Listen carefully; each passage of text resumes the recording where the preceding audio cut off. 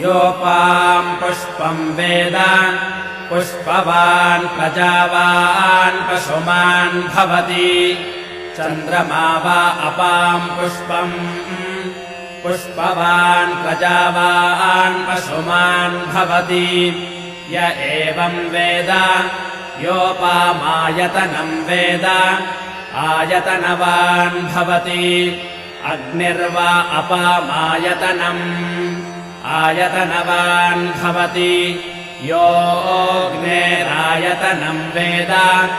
आयतनवान् भवति आपो वा अग्नेरायतनम् आयतनवान् भवति य एवम् वेद